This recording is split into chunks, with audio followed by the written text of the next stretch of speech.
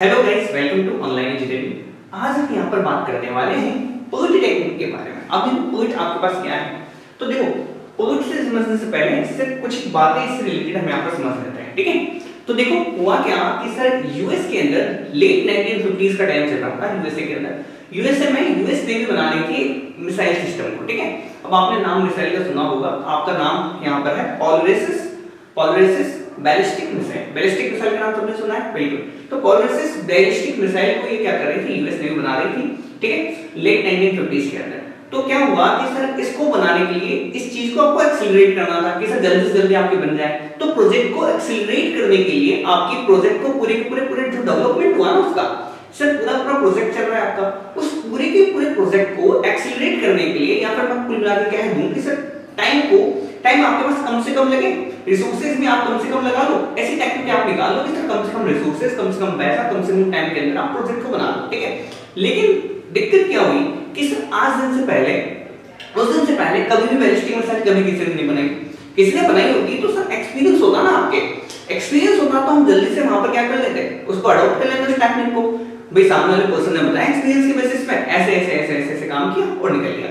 लेकिन सर अगर यदि आप मिसाइल पहली बार बना रहे हो तो सर आपके पास क्या है कि सर आपको ये भी नहीं पता कि सर इसमें टाइम कितना लगने वाला है, आपको सर ये भी नहीं पता है कि सर उसके अंदर होना क्या है, आपको ये नहीं पता सर उसमें कौन-कौन सी चीज एडिशन चाहिए हो सकती है या फिर कुछ भी हो सकता है उसके अंदर ना। तो बहुत बड़ी दिक्कत की बात है।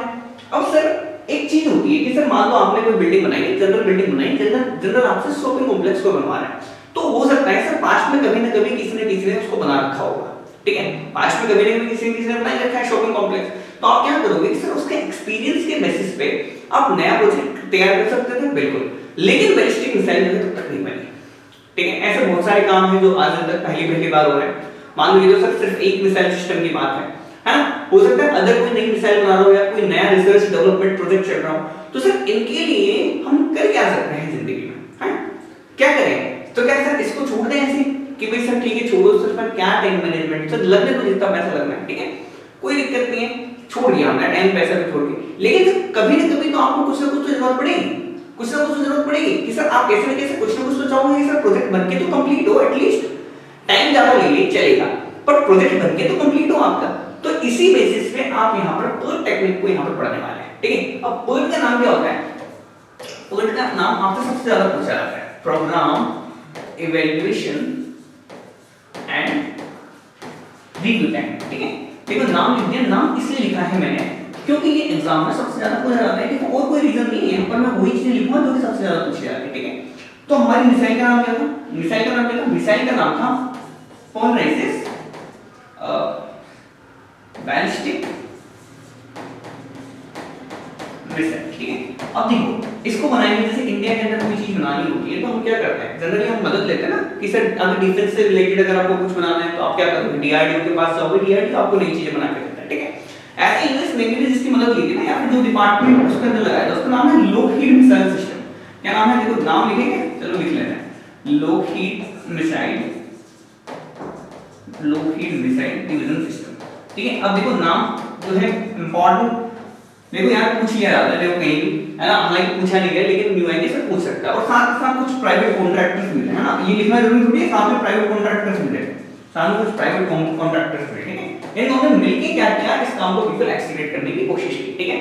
तो PERT टेक्निक के अंदर सबसे इंपॉर्टेंट है नाम आपसे कम से अगर मैं बात करूं तो 2-3 डिफरेंट एग्जाम्स के अंदर इसका सिर्फ नाम ही पूछा जा चुका है ऑलरेडी, स्टेट ए के एग्जाम्स के अंदर भी बात कर सकता हूं, तो एक आधी क्वेश्चन आपसे बन जाता है यहां पर, ठीक है।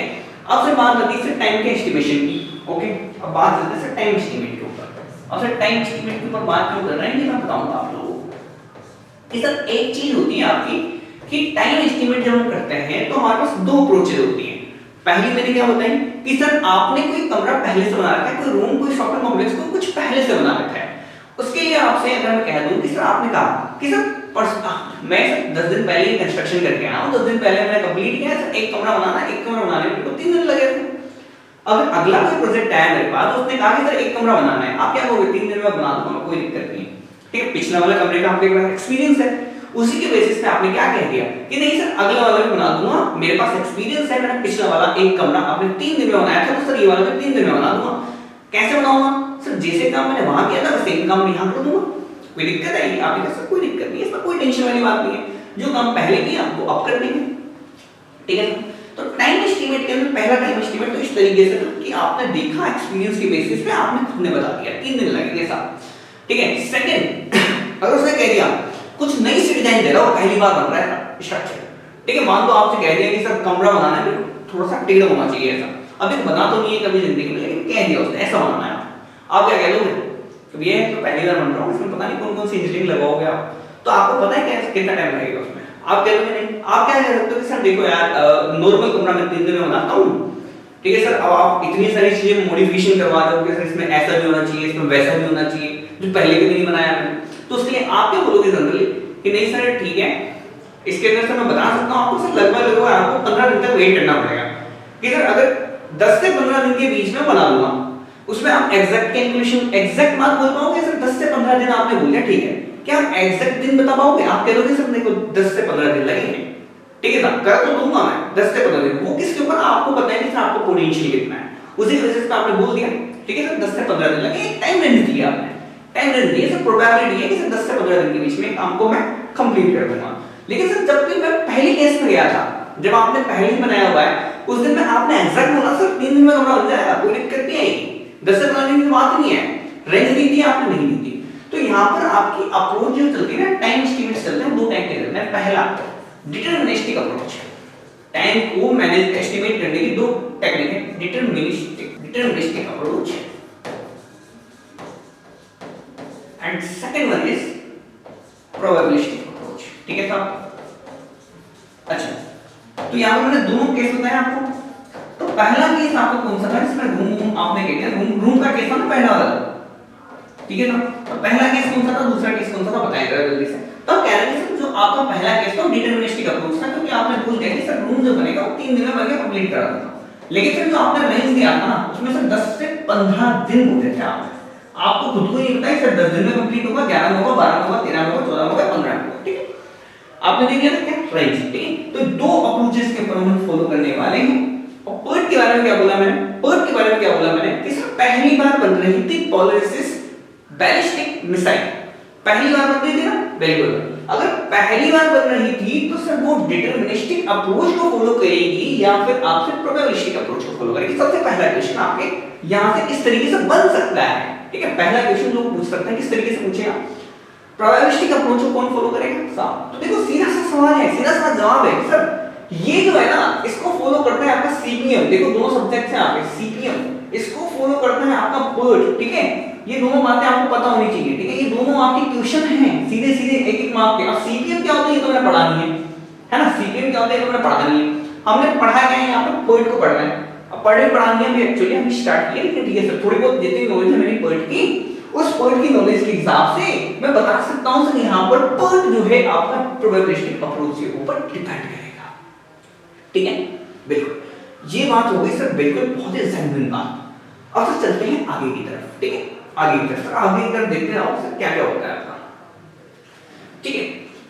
सबसे मैं अच्छा एक छोटा सा पॉइंट हो गया, छोटा सा पॉइंट हो गया कि सर यहाँ पर अगर यदि जब भी मेरे से कह दिया जाए ना कि सर क्या कह दिया जाए कि सर पॉइंट आप यूज कहां करेंगे, तो आप सीधा सीधा कह देंगे सर रिसर्च एंड डेवलपमेंट जो प्रोजेक्ट है, देखो आरएनडी लिखते हैं, आरएनडी का मतलब है रिसर्च एंड डेवलपमेंट प्रोजेक्ट्स जहां भी चल रहे होंगे मेरे। अब sir example sir research and development project के जैसे सर मान लो कोई स्पेस इंडस्ट्री है, ठीक है, डिफेंस इंडस्ट्री, क्योंकि डिफेंस में भी आपकी नई नई चीजें बनाते रहते हैं, कभी क्या आ रहा है, कभी क्या आ रहा है, कभी क्या आ रहा है ना, नई नई चीजें आती रहती है, नई नई टाइप की गन्स आती रहती है, नई नई टाइप के आपके पास इस तरीके देखो लड़ाई झगड़े वाली चीजें है ना, जितनी भी चीजें हैं जिनसे युद्ध किया जा सकता है, उनके ऊपर आपकी सारी की सारी जो भी रिसर्च होती है ना सब उन्हीं के ऊपर होती है जो आपकी लड़ाई करवाए। कभी देखो ना शांति वाली चीजों के ऊपर कोई डेवलपमेंट टेक्निक कोई भी नई चीज आपके निकाल के नहीं दी है, ठीक है। तो जितनी भी चीजें निकल के आती है वो सब वॉर से निकल के आती है, सीधी सीधी बात है यहाँ पर, है ना। तो रिसर्च एंड डेवलपमेंट प्रोजेक्ट में भी कौन सा है सर, एक स्पेस है, एक डिफेंस है, और साथ के साथ ही अदर इंडस्ट्रीज भी देख सकते हो आप, जिसके अंदर भी नए नए प्रोजेक्ट्स आप यहाँ पर कर रहे हो। अब देखो निकाला किसके लिए था, इस मिसाइल के लिए निकाला था, लेकिन काम जो है अब वर्ल्ड वाइड चल रहा है, इसका वर्ल्ड वाइड काम ले लेंगे, है ना भाई। टेक्निक तो एक बार क्या निकल के आ गई ना अपने पास, अब टेक्निक एक बार निकल के आ गई तो उसके बाद आप उसके ऊपर एडिशन होते गए, मॉडिफिकेशन होते गए, थोड़ी बहुत चीजें ऐड होती गई और होती आज पूरा आपके पास यहाँ पर प्रॉपर टेक्निक है ये, जिसके थ्रू आप यहाँ पर टाइम एनालिसिस कर सकते हैं, टाइम एस्टिमेट कर सकते हो, जिसके थ्रू आप बूस्ट कर सकते हो खुद के प्रोजेक्ट को कि प्रोजेक्ट आपका कम से कम मिनिमम से मिनिमम टाइम में कंप्लीट हो जाए।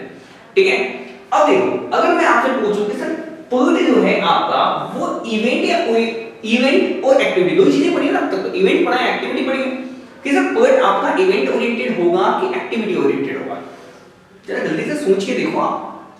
अच्छा, एक्टिविटी ओरिएंटेड होगा कि इवेंट ओरिएंटेड होगा? देखो ये सवाल सबसे ज्यादा तंग करता है लोगों को याद ही नहीं रहता, लेकिन आपको मैं यहाँ पे याद दिलाने आया हूँ। बिल्कुल एक बात बताओ, आप चाहते क्या हो कि पॉलिसिस बैलिस्टिक मिसाइल आपके बनके तैयार हो जाए? ये चाहते हो? ठीक है, इसका दूसरा नाम हो सकता है ऐसा ही उसमें, ठीक है कोई दिक्कत नहीं कि सर आप चाहते क्या हो? सबसे पहली बात, सबसे पहली चीज है सर मैं यहाँ पर ये चाहता हूँ कि मेरी ये जो मिसाइल है मिसाइल बनके यहाँ पे तैयार हो जाए। ठीक है, तो यहाँ पर मुझे क्या है कि सर मिसाइल बनके तैयार होने पे मेरा फोकस है, मेरा फोकस है मिसाइल बनके तैयार होने पे।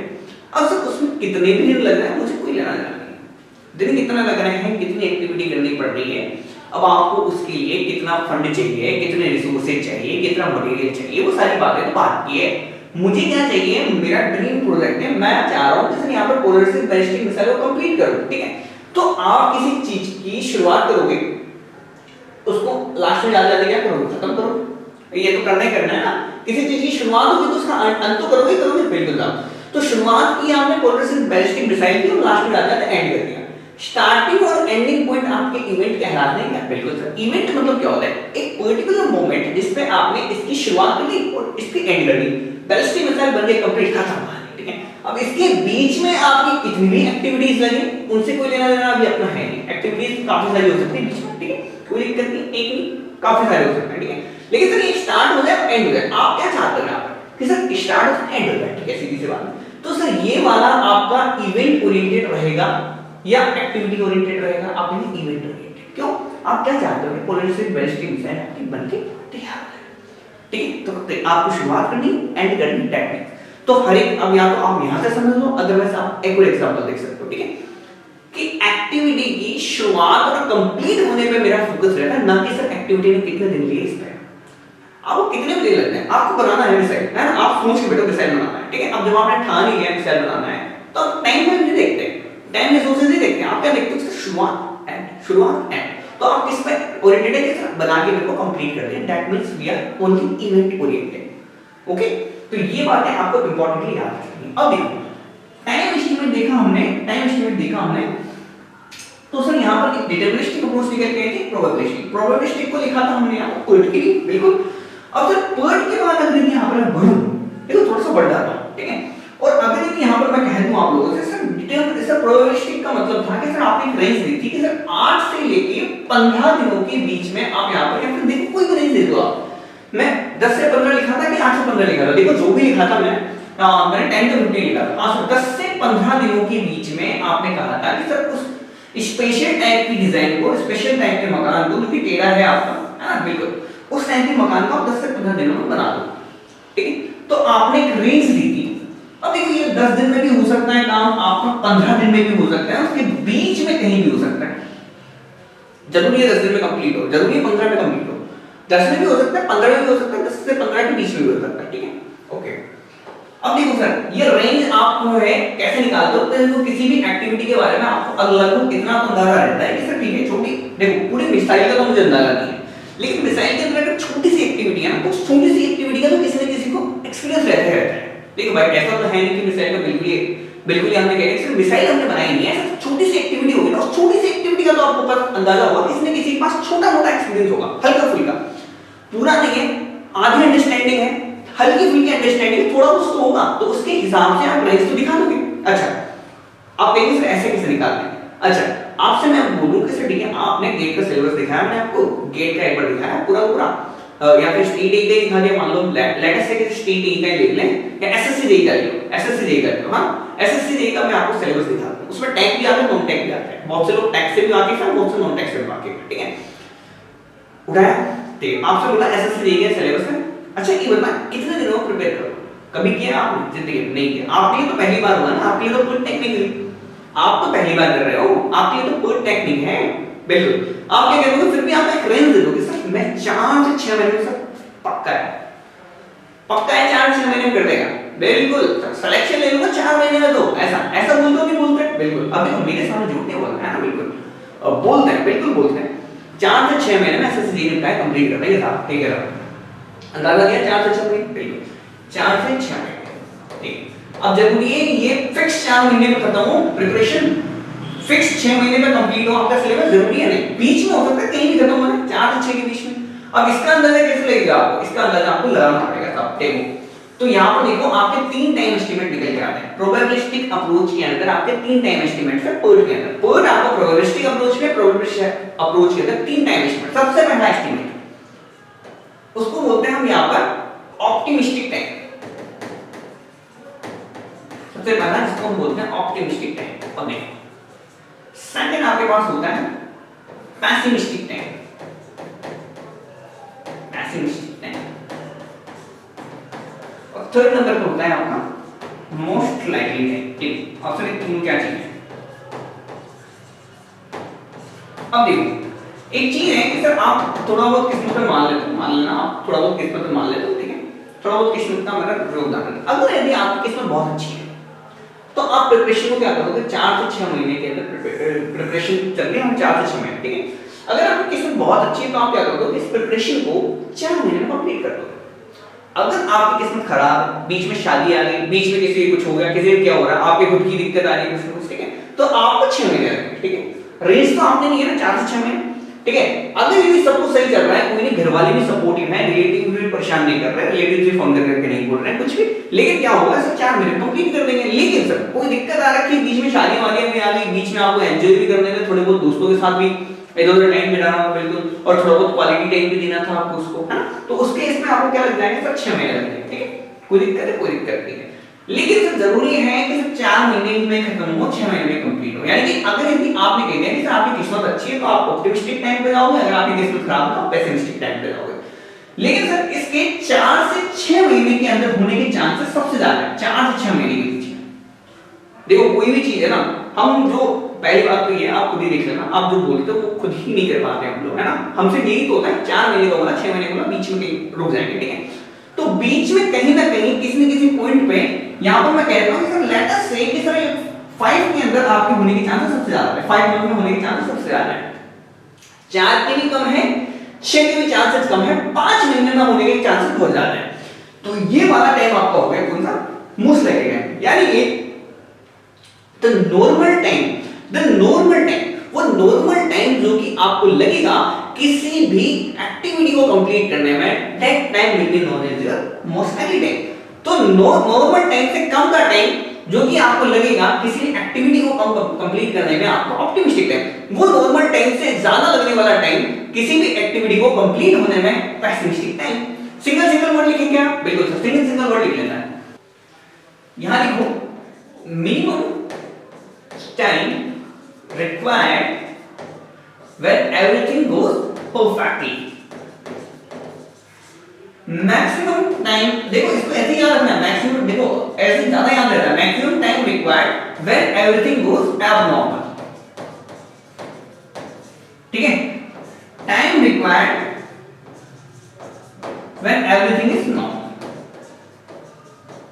ठीक है सर, ओके क्लियर है आपका। देखो मैं मिनिमम टाइम से सब कुछ नॉर्मल चल रहा हो, यहां पर ये आपके पास कह देंगे सर, ठीक है, कि सर जब आपके पास एब्नॉर्मल कंडीशन, एब्नॉर्मल का मतलब सर क्या होता है, एब्नॉर्मल का मतलब सर कंडीशंस हमारे फेवर में नहीं है, not in favour of us, ठीक है। तो यहां पर एब्नॉर्मल का मतलब सीधा सीधा है कि सर हमारे फेवरेबल कंडीशन नहीं है, फेवर के हिसाब से भी पूछ सकते हैं आप, किसी भी हिसाब से पूछे रहे। मैंने यहां पर आपको इसकी कोई खास डेफिनेशन लिखाई नहीं, क्यों नहीं लिखाई, क्योंकि सर अलग-अलग तरीके से पूछता है आपको एग्जामिनर। अगर सर हमें कांसेप्ट पता है, मिनिमम टाइम रिक्वायर्ड का और मैक्सिमम टाइम रिक्वायर्ड का और एक टाइम रिक्वायर्ड का, बस सिंपल मान लोगे, ठीक है। सर सब कुछ नॉर्मल है तो आपका नॉर्मल टाइम रिक्वायर्ड, सब कुछ एब्नॉर्मल है तो मैक्सिमम टाइम लगेगा, सब कुछ परफेक्टली आ रहा है तो कम टाइम लगेगा, सीधी सी बात, ओके। किसी भी एक्टिविटी को कंप्लीट होने के अंदर, ठीक है, तो एक्टिविटी का टाइम आप यहां पर इस तरीके से निकाल सकते हैं, एक्टिविटी टाइम, ये सारे आपके एक्टिविटी के टाइम, ये सब आपके एक्टिविटी टाइम, एक्टिविटी, ठीक है, ओके, एक्टिविटी के टाइम। अब तीनों चीजें समझ ली बात, अच्छी। अब यहां पर देखते हैं सर नेक्स्ट पॉइंट। अब आपको एक चार्ट समझना है, छोटा सा, एक थोड़ा सा कर्व है, छोटा सा कर्व, छोटे से कर्व को आपको समझना पड़ेगा। उसका नाम है आपको फ्रीक्वेंसी डिस्ट्रीब्यूशन कर्व। देखो फ्रीक्वेंसी डिस्ट्रीब्यूशन कर्व, अब देखो ये बहुत हेल्प करेगा आपका, आगे की चीजें क्लियर करेगा, फ्रीक्वेंसी डिस्ट्रीब्यूशन का। अब देखो ये क्या होता है, फ्रीक्वेंसी डिस्ट्रीब्यूशन का क्या होता है साहब, देखो एक एक चीजें बिल्कुल अच्छे से समझेंगे, एक चीजें बिल्कुल आराम से क्लियर करेंगे, कोई दिक्कत नहीं है ना। देखो फ्रीक्वेंसी क्या होती है, फ्रीक्वेंसी क्या होती है, मान लो कोई भी आपकी एक्टिविटी, इसमें छोटा मोटा एक्सपीरियंस है आपका, कोई दिक्कत नहीं, हल्का फुल्का तो रहता है बिल्कुल। आपने कहेंगे कि सर अगर उसी एक्टिविटी को अगर मैं 10 बार परफॉर्म करूं, ठीक है 10 बार परफॉर्म किया, ठीक है, लेट अस से कि सर मैं सोम पढ़ने यहां पर बैठता हूं, ठीक है, सोम की बात कर रहे हैं, सोम पढ़ने बैठता हूं, ठीक है, पहली बार सोम कंप्लीट करना है, मैंने कह रहे सर 10 दिन लगेंगे, ठीक है, 10 अलग-अलग लोगों से कर रहा हूं, 10 अलग-अलग लोगों से कर रहा हूं, 7 अलग-अलग, या फिर मैं मान लो कि सर 7 भी नहीं, इतने नहीं, 2-3 लोग लगेंगे, 3 लोगों से समझ में आ जाएगा, 3 या 4 लोगों से समझ में आ जाएगा, 5 से 5 एग्जांपल, 5 लोगों को बोला मैं सोम पढ़नी है, आपको गेट की प्रिपेयर करना है, ठीक है, एक बंदा पढ़ता है 10 दिन में, दूसरा पढ़ता है 11 दिन में, एक पढ़ लेता है 7 दिन में, एक पढ़ लेता है आपका 10 दिन में, एक पढ़ लेता है वापस अगेन आपका 8 दिन में, ठीक है। तो यहां पर हमने देखा इस तरीके से आपके इस कंडीशन से काफी बार आपने किया होगा, ठीक है, कोई दिक्कत नहीं है, ओके। तो सर यहां पर आप क्या कह सकते हैं कि सर यहां पर इसने पढ़ा 10 दिन में, ठीक है, सबसे ज्यादा टाइम आपको कौन सा लगा, 11 दिन, यानी कि आपने इसके साथ क्या रहा होगा, देखो ये पहला विद्यार्थी है, ये दूसरा है, ये तीसरा है, ये फोर्थ है, ये फिफ्थ है, तो ये 5 स्टूडेंट्स हैं मैंने, है ना, ठीक है। इसके साथ क्या हुआ होगा, बीच में किसी शादी वादी आ गई होगी, एक रात इसने फंक्शन अटेंड कर लिया होगा, तो इस वजह से 11 दिन लग रहा है, ठीक है। अब यहाँ पर इसी से समझते हैं हम तीनों टाइम के बारे में, ऑप्टिमिस्टिक, पेसिमिस्टिक एंड यहाँ पर आपका कौन सा था, मोस्ट लाइकली,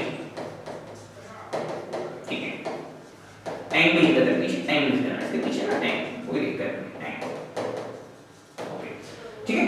अब देखो सबसे ज्यादा टाइम कितना लगा इसको 11, तो ये 11 आपका कौन सा टाइम कहलाएगा, यहाँ पर फ्रीक्वेंसी, यहाँ पे आपका पेसिमिस्टिक टाइम। सबसे कम टाइम कितना लगा, 7 दिन, क्यों, क्योंकि सर इसके साथ सब कुछ अच्छा आ रहा था, तो घर वाले सपोर्ट कर रहे थे, इसके घर वाले कह रहे थे बेटा पढ़ ले, वो पढ़ ले, ठीक है, कोई दिक्कत नहीं, यहाँ पर हमारे साथ आसानी से पढ़ रहा था, इसके पास सारे नोट्स आसानी से अवेलेबल है, सब कुछ चीजें थी इसके पास, है ना, पेन पेंसिल रबर कटर जिसको जब जहां चाहिए वहां के वहीं मिलता था, पानी भी इसके लिए पे आता था, खाना भी इसके लिए पे आता था, पेसिमिस्टिक टाइम है, कोई दिक्कत नहीं है।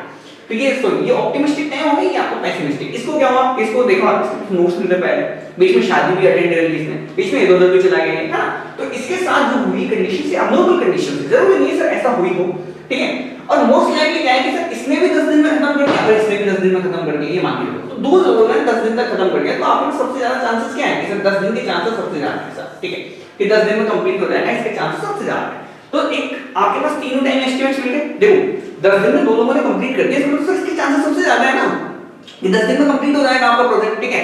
अब वो आपके पास यहाँ पर तीनों टाइम आपने यहाँ से निकाल ली, ठीक है। अब 5 स्टूडेंट से बार-बार एक चीज कराऊंगा, तो इसी चीज को तो फ्रीक्वेंसी नहीं बोल देता मैं, फ्रीक्वेंसी का मतलब क्या है कि सर आपने बार-बार किया, उसकी फ्रीक्वेंसी देखी, किसकी फ्रीक्वेंसी सबसे ज्यादा है, ये आपका 10 टाइम 2 बार रिपीट हुआ है साहब, इसकी फ्रीक्वेंसी सबसे ज्यादा निकल के आ रही है, सर 10 बार की होने की फ्रीक्वेंसी सबसे ज्यादा है, 2 बार हो जाए हमारे पास, है ना, 10 बार 2 बार हो रहा है, इसी बेसिस पे आपने क्या कह दिया, इसलिए आपको मोस्ट लाइकली टाइम हो जाएगा, ठीक है।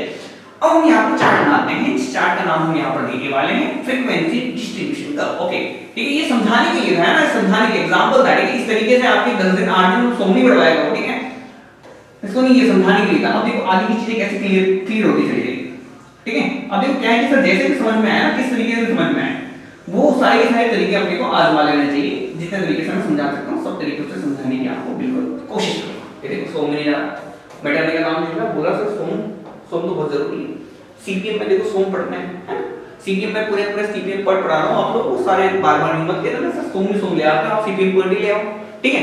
अब देखो क्या है, सोम जनरली सबकी सभी ब्रांचेस के लिए बिल्कुल अलाउड रहता है, ठीक है, कोई दिक्कत नहीं। देखो फ्रीक्वेंसी डिस्ट्रीब्यूशन करते हैं, क्या देखते हैं आ जाता है।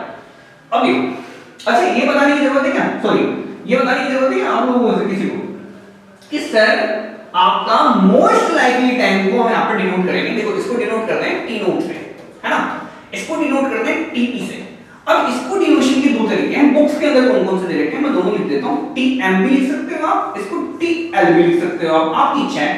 अब सर ये बताने की किसी को जरूरत पड़ेगी कि सर जो टीएम या टीएल जिससे भी आप यहां पर प्रेफर करें, आपकी इच्छा है, कोई दिक्कत नहीं। यहां पर सर ये टाइम आपका ऑप्टिमिस्टिक टाइम से ज्यादा रहने वाला है और ये वाला टाइम आपका लाइक यहां पर कह रहे हैं सर पेसिमिस्टिक टाइम से कम रहना, क्या ये किसी को बताने की जरूरत थी नहीं, लेकिन फिर भी बहुत से कहेंगे सर आपने तो बताया नहीं, बताओ, लेकिन इसलिए आपको मैंने लिख दिया, कोई दिक्कत है, कोई दिक्कत नहीं, ये भी आपसे पूछ लिया सीधा डायरेक्टली पूछ लेता है ना, इस तरीके से।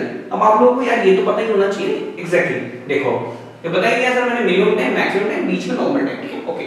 अब बढ़िया है, वापस आइए, फ्रीक्वेंसी डिस्ट्रीब्यूशन कर्व, आपको कर्व बनाना है, कर्व किसके बीच में बनेगा, सिर्फ फ्रीक्वेंसी कर्व है, ये ऑब्वियस सी बात है। अब फ्रीक्वेंसी आपकी हुई क्या होगी, नंबर ऑफ जोन्स आपकी कितनी बार डन हुई है उसका टाइम के साथ लोड है, ठीक है, नंबर ऑफ जोन्स डन और आपका टाइम, इन दोनों के बीच का जो प्रोटेशन है वो प्रोटेशन आपका फ्रीक्वेंसी डिस्ट्रीब्यूशन कर्व आपका कहलाएगा, ठीक है, ओके, ठीक है। अब यहां पर कुल मिला के सर आपको सर क्या बोलते हैं, नंबर ऑफ जोन्स, ये सब क्या बोलते हैं, चलो ठीक है सर, इजी लैंग्वेज समझाया करो, ठीक है, इजी लैंग्वेज समझा, ठीक है। देखो आपने कह दिया, ठीक है, आपने क्या कह दिया, आपकी इच्छा है, आपने कह दिया कोई दिक्कत नहीं, ये आपका मिनिमम टाइम है टी नॉट, ये आपका मैक्सिमम टाइम टी, और ये आपका most length time T M. Sir ये कैसे बना, ये क्या बनाया आप, देखो आप एक बात बताओ मेरे को जरा, ठीक है, सबसे पहले सिंपल सी बात है, ये कर्व कुछ इस तरीके का बनेगा, ये मैं डायरेक्टली भी बोल सकता था लेकिन नहीं, मेरे को आपको समझाना है, ठीक है, समझाना क्या है, एक बात बताओ, जब आपने कहा 4 से 6 महीने में आप सब्जेक्ट कंप्लीट कर दोगे, पूरा आपने यहाँ पर एसएससी का कोर्स आपने कंप्लीट कर लेना है, 4 महीने में हो जाए तो इसके चांसेस बहुत कम है, 6 महीने में हो जाए इसके चांसेस बहुत कम है, क्यों, क्योंकि आपके पास कोई भी काम है ना वो आपका इधर भी चलेगा उधर भी चलेगा, ठीक है, सीधी सी बात है। तो सर 4 महीने में इसके चांसेस भी कम है, 6 महीने में हो जाए इसके चांसेस भी कम है, तो चांसेस इससे ज्यादा है, सर इसके बीच में कहीं होने के चांसेस सबसे ज्यादा है, ठीक है ना, ठीक है। तो फ्रीक्वेंसी भी सर इसके बीच में होने की ज्यादा रहेगी, बिल्कुल, क्योंकि ज्यादा लोगों ने कंप्लीट किया होगा, तो सर 4 महीने में, ऐसे 4 महीने में कंप्लीट करने वाले बहुत कम लोग होंगे, 6 महीने में कंप्लीट करने वाले बहुत कम लोग होंगे, लेकिन सर बीच में कंप्लीट करने वाले काफी सारे लोग होंगे, बिल्कुल। इसमें भी सर एक टाइम तो ऐसा आएगा ही आएगा जिस टाइम के आसपास उन्होंने सबसे ज्यादा बार किया होगा, तो इस तरीके का आपका कर्व बन जाएगा, ठीक है।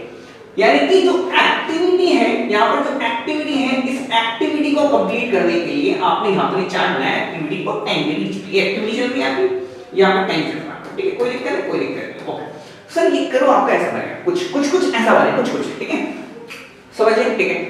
अब सर ऐसा भी जरूरी है, अब ये बताओ ये कैसा कर्व है आपका, सिमेट्रिकल कर्व है क्या, ये बिल्कुल सिमेट्रिकल कर्व है, कोई दिक्कत नहीं, किसी को कोई दिक्कत हो तो बता देना, कोई दिक्कत नहीं है, सिमेट्रिकल कर्व है, ठीक है।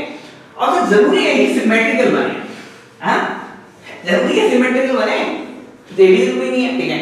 अब ये कर्व जो है कैसा भी बन सकता है, ठीक है, तो एक बार इसको ऐसा कर लो आप कि सर एक बार ऐसा बना लेते हैं, एक बार इस तरफ थोड़ा सा झुका लेते हैं, इसको इस तरफ झुका लेते हैं, ठीक है, कोई दिक्कत नहीं, कोई दिक्कत नहीं, इसको कुछ इस तरीके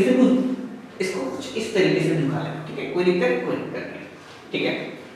यहाँ पे आपका टी नोट है, यहाँ पर आपका टीपी है, और यहाँ पर आपका T M, same T naught, TP and T M.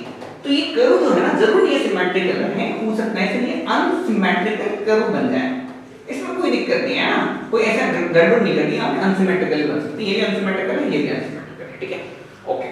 अब सर यहाँ पर सीखना क्या था, अच्छा आपने स्टैटिस्टिक्स पढ़ी है, थोड़ी बहुत तो पढ़ी होगी, हल्की फुल्की, अच्छा ठीक है, उसमें मीन और मोड निकालना सीखा था आपने, मीन और मोड, अच्छा नहीं सीखा तो कोई दिक्कत नहीं, बार बार देख लेते हैं। तो सर मोड क्या होता है आपका, मोड वो वैल्यू होती है जो वैल्यू सबसे ज्यादा बार रिपीट की गई होती है, यानी कि सर सबसे ज्यादा बार आपके पास रिपीट की गई वैल्यू यहाँ पर क्या लिख रही है, सबसे ज्यादा बार सबसे ज्यादा फ्रीक्वेंसी किसकी आ रही है, आपकी टीएम की आ रही है, सब ठीक है, इसको बोलते हैं सर मोड, आपका ये मोड है। तो मोड को जो डिनोट करता है ना, आपका मोड कौन सी वैल्यू होती है, आपके किसी भी स्टैटिस्टिक्स में आपने मीन और मोड पढ़े होंगे, ऑब्वियस बात है, मोड आपके पास वो वैल्यू होती है जो कि आपके पास सबसे ज्यादा बार रिपीट हुई होती है, यहाँ पर मोड की वैल्यू आपको टीएम डिनोट करेगा। ये क्वेश्चन है सीधा सीधा, आप मान के चलो सीधा सीधा क्वेश्चन है, इस तरीके से क्वेश्चन पुट अप करेगा आपसे कि sir what does mode denote in a frequency distribution curve, okay. अब ये सिर्फ किसी कर्व की नहीं, किसी भी कर्व में चले जाओ आप, किसी भी कर्व के अंदर आप जाके देखिए, सबसे ज्यादा जिसकी आपके पास आ रही है, सबसे ज्यादा होने के चांसेस किसके, सबसे ज्यादा बार कितने दिनों में हुआ है, तो सबसे ज्यादा बार 5 महीने में मैंने कंप्लीट कोर्स किया है, 5 महीने में मान लिया, अज्यूम किया तो 5 महीने में मैंने कोर्स को एसएससी को सबसे ज्यादा लोगों ने कंप्लीट किया है, तो तो 5 आपका क्या हो गया, मोड हो गया। ठीक है, ओके क्वेश्चन बिल्कुल अच्छे से समझ में आ गया। ठीक है, ये हो गया आपका सिमेट्रिकल, ये हो गया अनसिमेट्रिकल टाइप का कर्व। ठीक है, साथ कोई दिक्कत नहीं।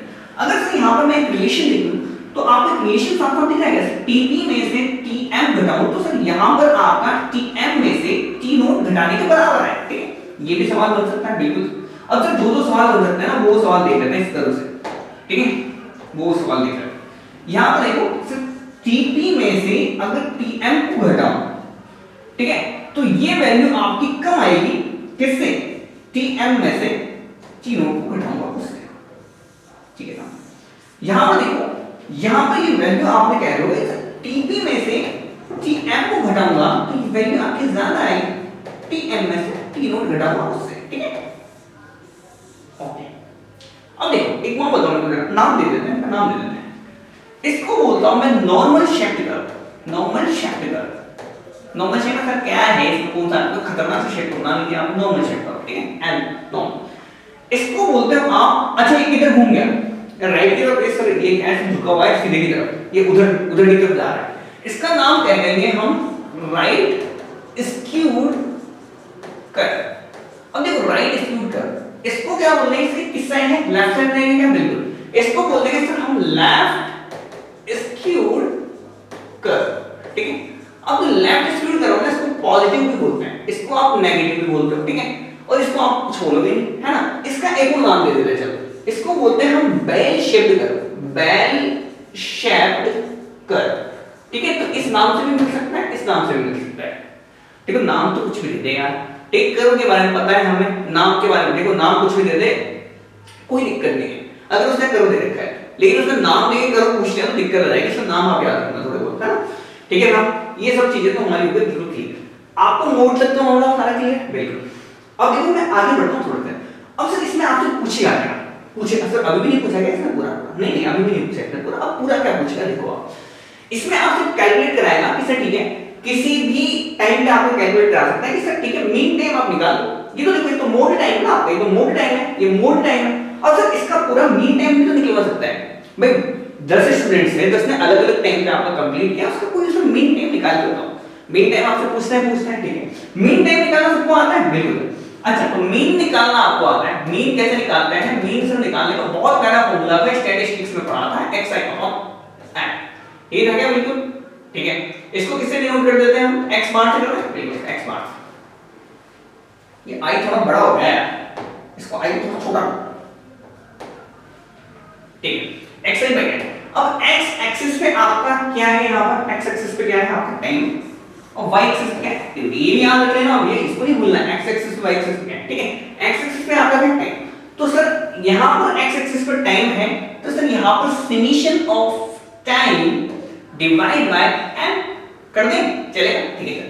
तो यानी सर जितने भी नंबर ऑफ टाइम्स दे रखे हैं, मतलब ग्राफ के अंदर पूरा तो देगा नहीं, कुछ एक आपको लोकेशन दे रखा होगा, स्मूथ करो बनाया आपने, तो ये है ना, कुछ ना कुछ वैल्यूज दे रखी होंगी आपको, तो वैल्यूज के हिसाब से इसके हिसाब से आप मीन टाइम निकाल लें, कोई दिक्कत नहीं है। 10 लोगों ने लिख रखा है, 10 लोगों का टाइम दे रखा है, 10 टाइम दे रखे हैं, 10 टाइम के हिसाब से आपने वैल्यू निकाल कंप्लीट कर क्लियर कर दिया मामला, कोई दिक्कत है, कोई दिक्कत नहीं है।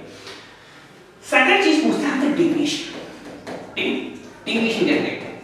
अब देखो यार सीधी सी बात है, वही है, ये सर वो 5 स्टूडेंट्स के डाटा दे रखा था, उन 5 स्टूडेंट्स के डाटा से हमने क्या कर दिया, सोम का डाटा था, सोम का डाटा था 5 स्टूडेंट का, एक का यहाँ आया हुआ है, एक का यहाँ पॉइंट आया हुआ है, एक का यहाँ आया हुआ है, एक का यहाँ पे यहाँ हुआ है, इसके हिसाब से हमें नॉर्मली को बना देता है, यानी कि मान लेते हैं कि सर यहाँ पर आपके पास कुछ इतनी वैल्यूज चल रही, कुछ वैल्यू चल रही होंगी आपकी इस तरीके से, ठीक है। इनको स्मूथली आपने कर बनाया है, बिल्कुल सर।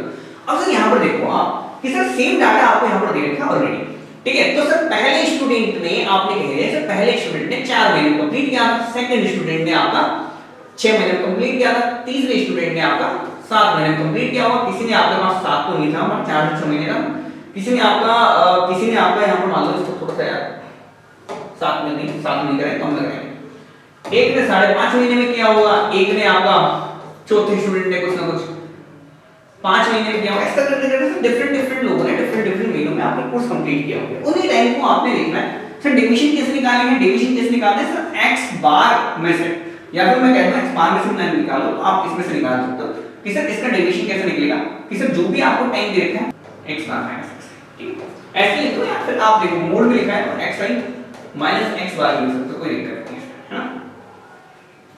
इसको लिख लो, ज्यादा फॉर्मेट सही है, ज्यादा इस फॉर्मेट में आपको देखने को मिलेगा, बुक में जैसा देखने को मिलेगा उस तरीके से सही है। मोड़ लगा है तो आगे पीछे डिफरेंस कोई मतलब नहीं, ठीक है।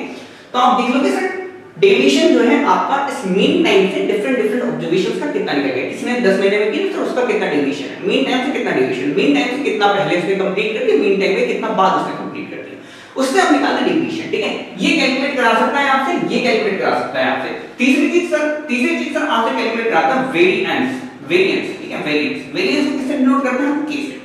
कैसे डिनोट करते हैं सर, इसको रिप्रेजेंटेशन कैसे होता है आपका, वेरिएंस कैसे निकालते हैं सर, वेरिएंस कैसे निकालते हैं, वेरिएंस को a बराबर सिग्मा स्क्वायर बराबर समीशन ऑफ, ये तो निकाल लिया ना आपने, xi बार माइनस x बार, ठीक है, ये निकाल लिया, इसका सम का समीशन कर देना डिवाइड बाय n कर देना, ठीक है ना। ओके, कोई दिक्कत नहीं, फार्मूला है क्या कर सकते हैं सर, ये जो आपने ये निकाला है डिफरेंस, ये डिफरेंट इसका अलग डेविएशन निकाला आपने, इसका अलग निकाला, इसका अलग निकाला, इसका अलग निकाला, इन सभी के डेविएशंस के स्क्वायर को आपने जोड़ दिया, डिवाइड बाय आपने नंबर ऑफ दी है, सर नंबर ऑफ 4 है और ये जो भी डेविएशन निकल गया है साथ, ठीक है। इस तरीके से जो भी डेविएशन निकल गया है उस डेविएशन का square d1 square + d2 square + d3 square, इस तरीके से आपने कर दिया, ठीक है, कोई दिक्कत नहीं है, हां समझ में आया, ठीक है। नहीं तो डायरेक्ट फॉर्मूला क्या आता है, तो फॉर्मूला आपसे डायरेक्ट पूछ लेता है, अब निकालो, कोई दिक्कत वाली बात नहीं है सर, ये तो हमने पढ़े हैं, बचपन में पढ़ा है, वेरिएंस भी निकालना पढ़ा है, डेविएशन भी पढ़ा है, मीन भी पढ़ा है, और इसके अलावा यहाँ पर आपने स्टैंडर्ड डेविएशन भी पढ़ा हुआ है। स्टैंडर्ड डेविएशन तो बहुत जगह पढ़ा है आपने, पढ़ा है बिल्कुल। स्टैंडर्ड डेविएशन क्या बोलते हैं आप कि सर इस सिग्मा स्क्वायर है ना, इस सिग्मा स्क्वायर का अंडर रूट कर दो साहब, क्या निकल के आएगा, सिग्मा निकल के आएगा। इसका अंडर रूट का मतलब इसका भी अंडर रूट करना पड़ेगा, बिल्कुल सर, इसका अंडर रूट कर दिया आपने, समेशन xi माइनस x बार का होल स्क्वायर डिवाइड कर दिया, ठीक है, ये हो गया। ये चारों फॉर्मूले आपसे यहां पर कैलकुलेट कराता है, चारों फॉर्मूले आपसे पूछे जाते हैं डायरेक्टली, फ्रीक्वेंसी डिस्ट्रीब्यूशन करो देगा, वैल्यू देगा, फॉर्मूले देगा, आंसर निकाल देगा, या फिर सीधा फॉर्मूला ही पूछ रहा है, देखो जनरल पैटर्न तो यही चल रहा है, उसका फॉर्मूला पूछता है, ठीक है। फॉर्मूले आप चारों के चारों याद कर सकते हैं, कोई बहुत बड़ी चीज यहां पर नहीं है, ठीक है, ओके, ठीक है। अभी देखो, अभी कंप्लीट नहीं हुआ है, अभी सर ये फ्रीक्वेंसी भी कंप्लीट नहीं हुआ है, अभी तो सर इसमें वापस आने वाले हैं, अभी चिंता ही मत करो आप, अभी चिंता ही मत करो, वापस आएंगे इसमें, ठीक है। चलो आप ओके, अब यहाँ पर सर नेक्स्ट चीज जो मैं यहाँ पर देखना चाह रहा हूँ वो है हमारा प्रोबेबिलिटी। अब देखो ये तो हमारा फ्रीक्वेंसी डिस्ट्रीब्यूशन का पहले टाइप का करो कंप्लीट, सेकंड जो आता है आपका प्रोबेबिलिटी। अब जो लास्ट टाइम जो रुकेगा ना, मतलब लास्ट टाइम जिसने लेक्चर देखा है वो सारे के सारे एक के बारे में सब कुछ चीजें कंप्लीट करता चला जाएगा, एक से दूसरे से लिंक कर लेगा, दूसरे और तीसरे से कर लेगा। देखो सीपीएम पॉइंट में पता क्या होता है कि आपको देखना है, पढ़ना है, एक बार पढ़ लिया आपने, देख लिया आपने, आपको बहुत सी चीजें ऐसी होगी आपको लगेगा बहुत ज्यादा क्रिटिकल हो रहा है काम, क्रिटिकल नहीं है मामला, इजी है, आप एक बार देखते चले जाओ, उस वे में देखते चले जाओ, फिर वापस अगेन आके आप रिवाइज करोगे तो सारी चीजें इजीली शॉर्ट आउट हो जाएंगी, ठीक है। रिवाइज करना, रिवीजन इज द मस्ट, ठीक है, ओके। तो सर सीपीएम पॉइंट के अंदर दूसरा था प्रोबेबिलिटी डिस्ट्रीब्यूशन कर्व, ठीक है, कोई दिक्कत नहीं है, नाम तो लिखा है, क्या दिक्कत आएगी, ठीक है, ओके। प्रोबेबिलिटी नाम में लिखा हुआ है, प्रोबेबिलिटी कोई दिक्कत नहीं है, प्रोबेबिलिटी डिस्ट्रीब्यूशन करते हैं। प्रोबेबिलिटी का मतलब क्या होता है, प्रोबेबिलिटी का मतलब क्या होता है कि सर होने के चांसेस कितने कितने हैं, ठीक है, होने के चांसेस कितने कितने, इतना जनरल टर्म में मेरे को जनरल टर्म में मुझे सिर्फ इतना समझ में आता है, प्रोबेबिलिटी का मतलब ये है कि सर इसके होने के चांसेस कितने, ठीक है ना। और सर जो पुराना आपका कर्व था उसको भेजो मैथमेटिक्स वालों के पास, क्यों, क्योंकि वो तो अपना काम है नहीं, सीधी सी बात है। अब जो काम बताने जा रहा हूं वो काम करेंगे मैथमेटिक्स वाले, ठीक है, मेरा काम नहीं है, आपका काम है, ठीक है। मैथ्स वालों के पास भेजो, वो उसको आपको सही से बना के भेजेंगे, इस फ्रीक्वेंसी डिस्ट्रीब्यूशन कर्व को प्रोबेबिलिटी डिस्ट्रीब्यूशन कर्व के अंदर चेंज करके देंगे। ये काम किसका, आपका है, आपका नहीं, किसका काम है, मैथमेटिक्स वालों। तो आपको बीच में घुसना क्या, नहीं घुसना, आपको क्या देखना है कि सर प्रोबेबिलिटी डिस्ट्रीब्यूशन कर्व होने के बाद आपके पास क्या होता है कि सर एक नया कर्व बना के देते हैं, एक नया कर्व बना के देंगे इससे थ्रू, अब वो डायरेक्ट कर्व देखना है आपको, कर्व कैसा होगा, कर्व ऐसा कुछ होगा, देखो आपने देखा नहीं होगा इससे पहले, सर ये तो अभी थोड़ी देर पहले देख के निकले, हां बस वही कर्व। लेकिन सर इस कर्व के अंदर चेंजेस क्या है, इस कर्व के अंदर इसमें चेंजेस क्या है, इसके अंदर चेंजेस कर दिए इसने, यहां पर आपका टी नोट ही रहेगा, यहां पे आपका टी पी ही रहेगा, सॉरी हां हां टी पी ही रहेगा, यहां पर टी एम रहेगा, ठीक है। इसके अंदर चेंजेस क्या हम देखेंगे, ठीक है। इसके अलावा सर वो तीनों कर्व है, तीनों कर्व बनाना है, बिल्कुल मान लो थोड़ा साइड में गया,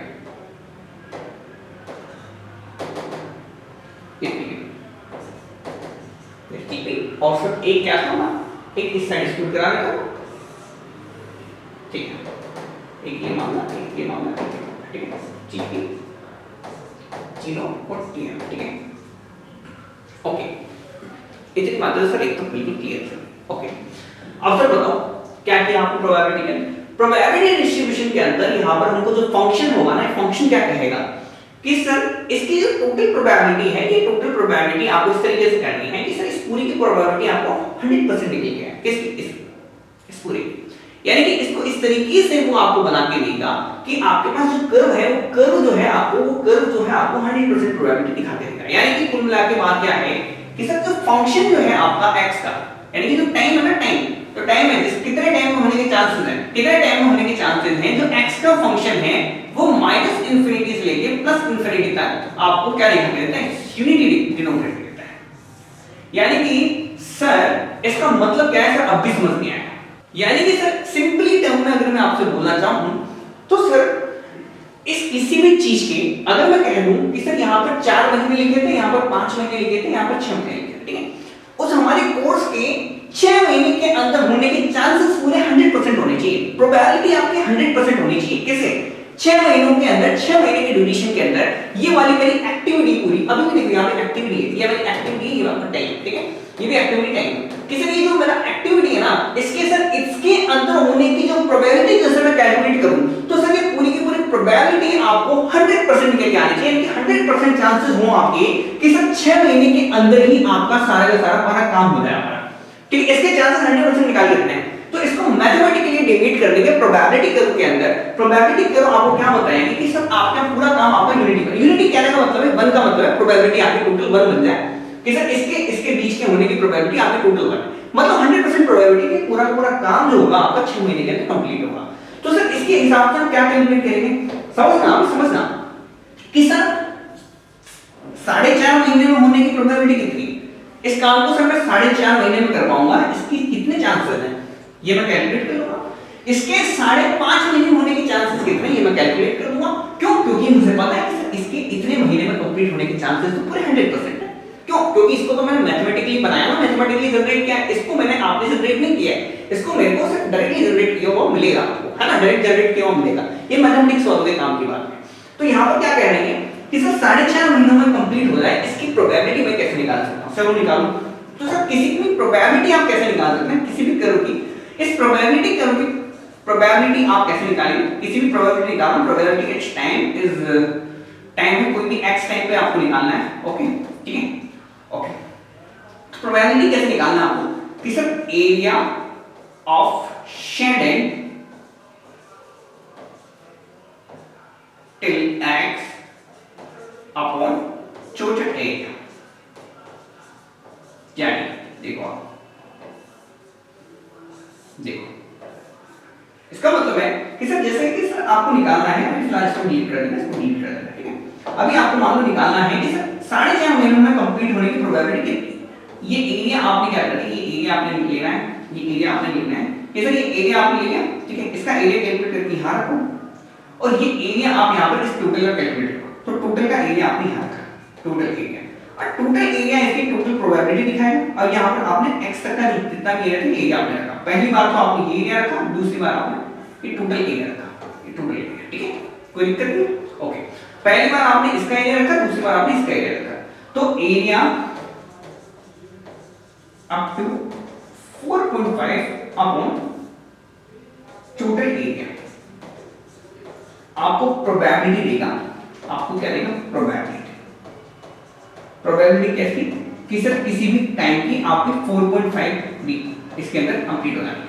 देखो टोटल एरिया, टोटल प्रोबेबिलिटी आपकी 1 है, देखा हमने, ठीक है। तो एरिया समझ लो, अभी रुको, अभी आएगा समझ में, अभी रुको। एरिया अप टू 4.5 आपको देगा क्या, प्रोबेबिलिटी 4.5, ठीक है, 4.5। अब देखो मतलब क्या है इसका कहना है, देखो इसका मतलब क्या है कि सर इसको हमने इस तरीके से जनरेट किया है कि सर इस टोटल का जो एरिया निकल के आया ना, ये एरिया आपको टोटल प्रोबेबिलिटी देगा, ठीक है। प्रोबेबिलिटी कैसे कैलकुलेट करते हैं, एरिया के टर्म्स में आपको कैलकुलेट करनी है, ठीक है, सीधी सी बात। प्रोबेबिलिटी कैलकुलेट करनी है आपको एरिया के टर्म्स में। ये जो टोटल एरिया है आपको, ये टोटल एरिया यहां पर आपको बोल के दे रहा है कि सर ये पूरा का पूरा एरिया आपको डिनोट कर रहा है प्रोबेबिलिटी किसकी, इसकी 6 महीने में कंप्लीट होने की, ठीक है ना। इस एक्टिविटी की 6 महीने के अंदर कंप्लीट होने की प्रोबेबिलिटी 100% है आपकी। ये लिखा है मैंने 1। अब ये आपको माइनस इंफिनिटी से प्लस इंफिनिटी कितना भी टाइम ले लो आप, सारी की सारी आप टाइम ले लो, लेकिन सर प्रोबेबिलिटी है 1 आएगी, ठीक है 100%। तो सर अगर अभी आपसे पूछे कि सर ठीक है इस पूरे काम के 6 महीने में होने की प्रोबेबिलिटी आपकी 100% है कि 6 महीने के अंदर तो कैसे न कैसे हम पूरे सब्जेक्ट कर ही देंगे, लेकिन सर बीच में अगर मैं बोल दूं कि सर 4.5 महीने में आपका कोर्स कंप्लीट होगा, इसकी प्रोबेबिलिटी बताओ चलो 4.5 महीने की प्रोबेबिलिटी कैसे निकालेंगे? सर एरिया ले लिया आपने 4.5 तक का, अपन टोटल एरिया ले लिया और टोटल एरिया आपने इस तरीके से कैलकुलेट किया हुआ है कि सर टोटल एरिया आपको दिखाता है इसकी यूनिट प्रोबेबिलिटी, ठीक है सर यूनिट प्रोबेबिलिटी आपको दिखाता है, तो इसी के बेसिस पे आपने क्या कर दिया है यहाँ पर निकाल लिया। अब टोटल एरिया तो यूनिट ही है, तो एरिया अप टू 4.5 आपको डायरेक्टली दे देगा यहाँ पर प्रोबेबिलिटी, यानी कि अब आपको जितने भी टाइम की प्रोबेबिलिटी निकालनी है आप सिंपली वहां का एरिया कैलकुलेट कर लो। यहां तक एरिया कैलकुलेट कर लिया। अगर मान लो मेरे को निकालनी हो कि सर मुझे यहां पर देखना है कि 5 महीने में कंप्लीट होने की प्रोबेबिलिटी कितनी है, ये कितनी है लो सामने निकाल लिया। 6 महीने में कंप्लीट होने की प्रोबेबिलिटी कितनी है, तो सामने निकाल लिया, ठीक है। अब सर देखो कुछ एक बात और देख लेते हैं हम यहां पर। अब इतना ही तो समझ गया तो थोड़ी बहुत है और समझ लेते हैं सर। ये सिमेट्रिकल कर्व होता है, सिमेट्रिकल कर्व आपको दिखाता है कि सर 50% प्रोबेबिलिटी, सिमेट्रिकल कर्व क्या बताएगा 50% प्रोबेबिलिटी, यानी 50% चांसेस आपके कहां पर होते हैं सिमेट्रिकल कर्व। सिमेट्रिकल कर्व के ऊपर आपके 50% चांसेस, यानी सर देखो यहां तक देखा ना आपने सर ये जो टाइम है आपका टीएम, इस टीएम के इधर होने के चांसेस 50% है, इसके इधर होने के चांसेस 50%। कौन दिखाएगा यहां पर इस तरीके से, ठीक है। अब सर देखो यहां पर देखते हैं हम आगे की तरफ चलते हैं। आगे की तरफ चलेंगे हम, देखो इससे पहले हम यहां पर एक और चीज समझ लेते हैं। सर यहां पर तो 3 टाइम एस्टिमेटर है, देखो ये भी वही है आपका राइट स्क्यू, इसको बोलते हैं राइट स्क्यू, इसको बोलते हैं हम लेफ्ट स्क्यू, ठीक है साहब, ओके। इसको वही पॉजिटिव, इसको वही नेगेटिव, ठीक है सेम बात। अब सर यहां पर कुछ एक बातें हमें और जाननी है, देखो सिर्फ इतनी सी मामला समझ रहे हैं, देखो देखते जाओ, ठीक है। तो आपने जितने भी डिस्ट्रीब्यूशन कर्व देखे, वो डिस्ट्रीब्यूशन आपने 2 टाइप के देखे हैं, क्या? या तो आपने सिमेट्रिकल डिस्ट्रीब्यूशन देखा है या फिर आपने अनसिमेट्रिकल डिस्ट्रीब्यूशन देखा है, ठीक है ओके। जो सिमेट्रिकल डिस्ट्रीब्यूशन है इसका नाम है मेरा नॉर्मल शेप कर्व, ठीक है। इसका एक और नाम है आपका, उसका एक और नाम है, या फिर हमने कहा था इसको बेल शेप्ड कर्व,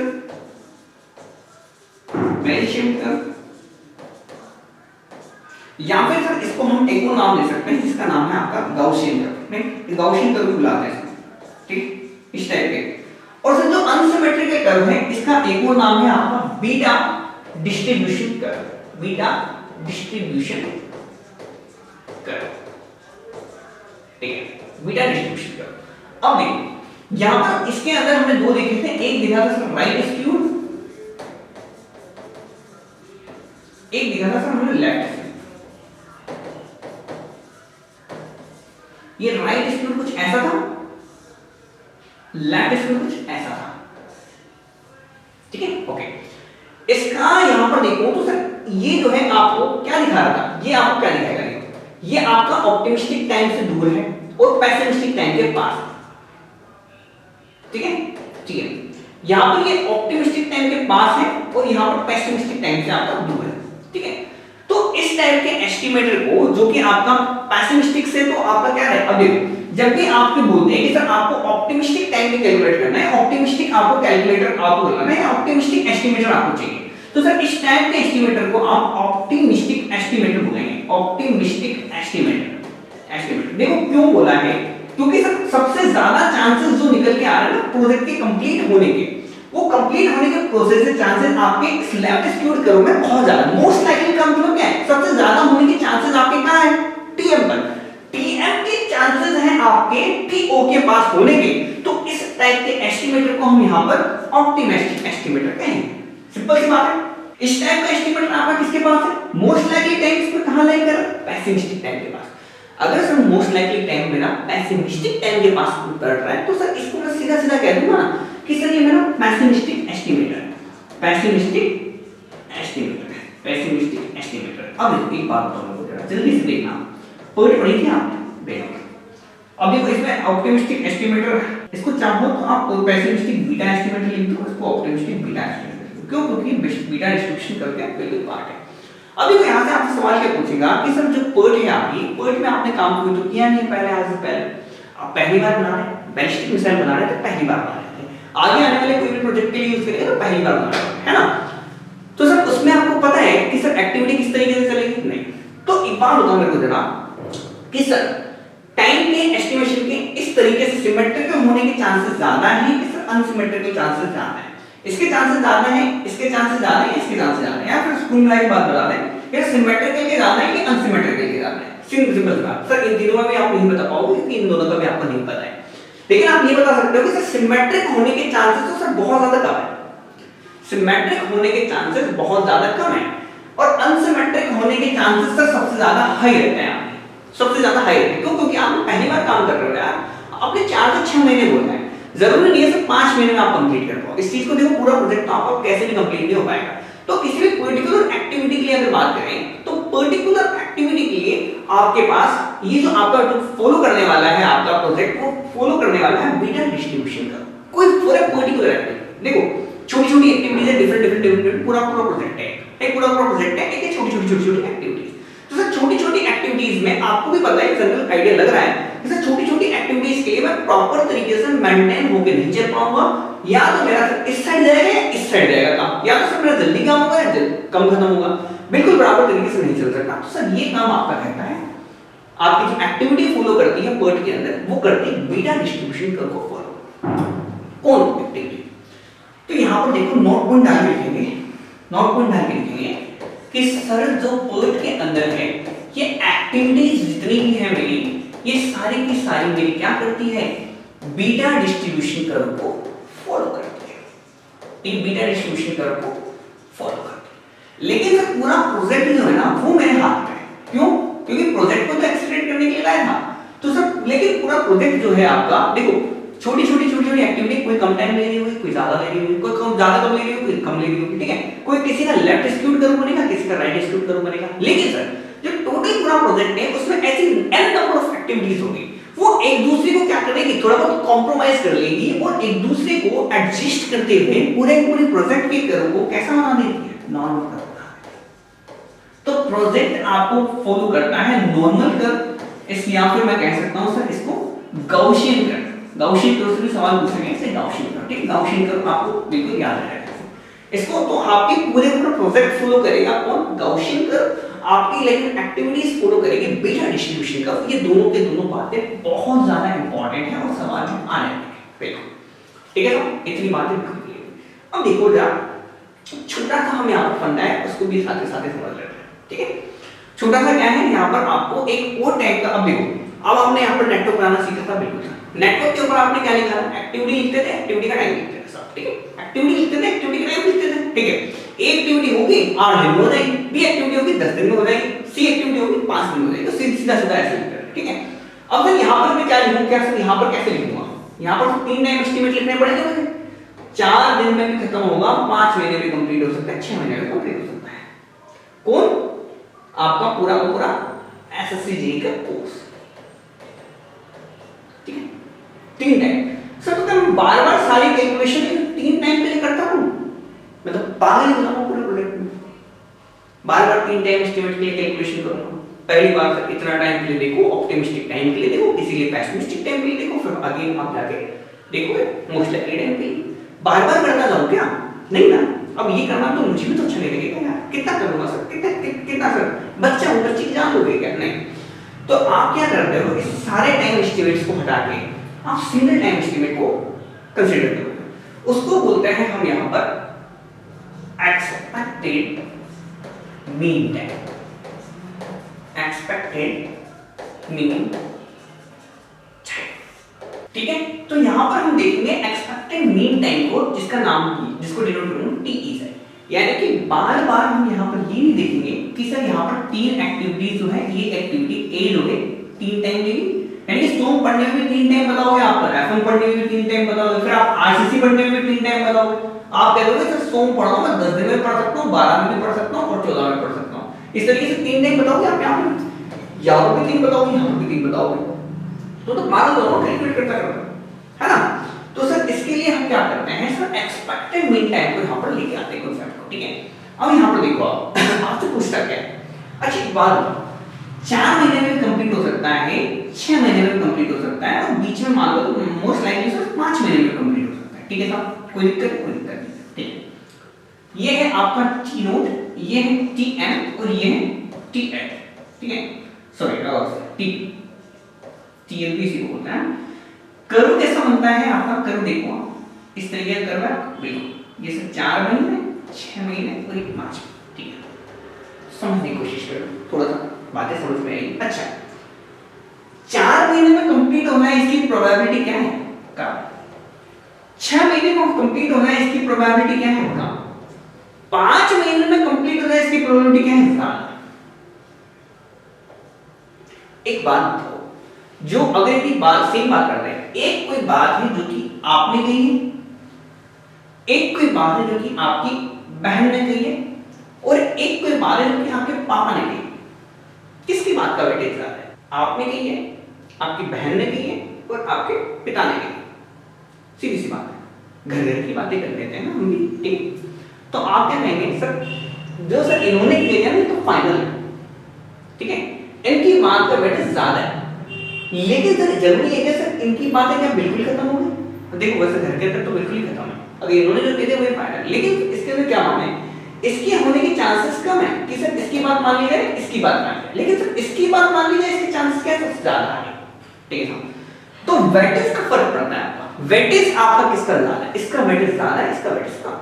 सिंपल सी बात है, अगर इनका वेटेज कम है तो सर मैं एक्सपेक्टेड मीन टाइम को कैलकुलेट करूंगा तो इनके हिसाब से मेरे को कम चलना चाहिए, बिल्कुल। किसके टाइम से ज्यादा चलना चाहिए, जिसकी बात ज्यादा मानी जा रही है। किसकी बात ज्यादा मानी जा रही है, इसकी बात ज्यादा मानी जा रही है, तो इसके आसपास की वैल्यू, इसकी बातें ज्यादा सुननी चाहिए, इन दोनों की बातें कम कम सुननी चाहिए, तभी जाके बात करूंगा मैं, ठीक है। तो इसी के बेसिस में आप एक्सपेक्टेड मीन टाइम को कैलकुलेट करते हैं, जिसका आप डिनोशन कर सकते हैं टी नोट और टी टी की बातें तो बिल्कुल नहीं मानी गई है, बात किसकी मानी गई है, आपकी टी एम की बातें मानी गई है, और यहां पर डिवाइड कर देना 6, ये वेटेज के हिसाब से। अगर आप चाहें तो इसको ऐसे भी देख सकते हैं, टी नोट और टी पी की बात तो बिल्कुल नहीं मानी गई बाई 2 करके, है ना, प्लस में आपने कह दिया T M plus T M और इसका वेटेज दे दो 2, ठीक है, डिवाइड बाय 3, इसको कुल मिला के कह सकते हो आप टी नोट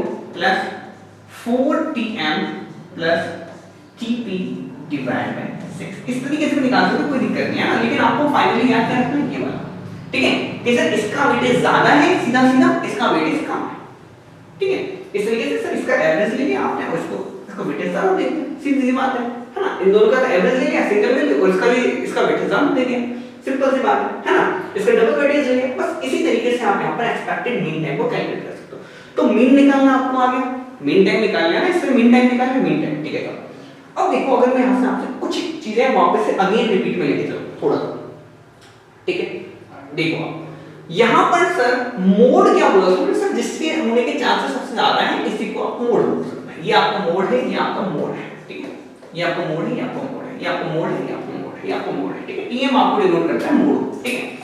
अब सर यहां पर हमें आगे क्या देख सकते हैं, आगे से क्या चीजें देख सकते हैं सर, यहां पर आप चाहो तो मीन निकालो और मोड निकालो, मोड आपको पता है मोड, तो सर यहां पर हमेशा मोड जो है आपको मीन के बराबर देखने को मिलेगा, ठीक है साहब। इस केस में देखो इजी बात है सर, इस वाले केस के अंदर अगर मैं बात करूं आपसे, कौन सा वाला केस है, या right screw case, right screw case के अंदर आपको मीन जो है ज्यादा देखने को मिलेगा, किससे, मोड से, ठीक है। अभी बता देंगे आप कैसे ज्यादा देखने को मिलेगा, इसके अंदर आपको मीन जो है हमेशा कम देखने मिलेगा मोड से। एग्जांपल उठा लेते हैं, 3 कर्व हैं 2 4 6,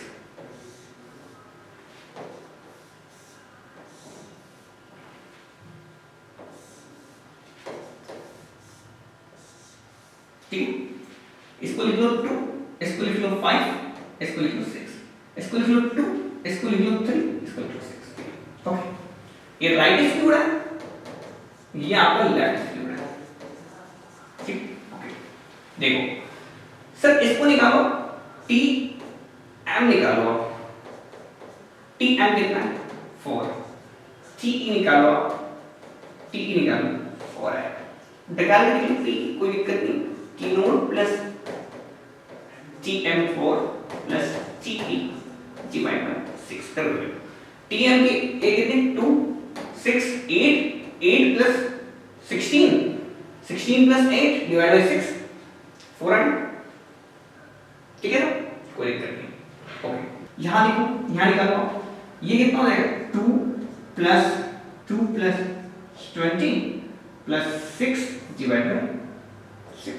ओके इसको निकालो 2 प्लस 12 प्लस 6 डिवाइड बाय 6 निकालो, आपको पता चल जाएगा। देखो इसके लिए भी tm की वैल्यू क्या है, इसके लिए मोड की वैल्यू देखो, मोड की वैल्यू लिख लेते हैं, मोड की वैल्यू सर यहाँ पर जो मोड है ये मोड की वैल्यू चल रही है आपकी कितनी 5, देखो 5 बाय सबसे ज्यादा रिपीट हुआ, tm को मोड बोलते हैं, ठीक है।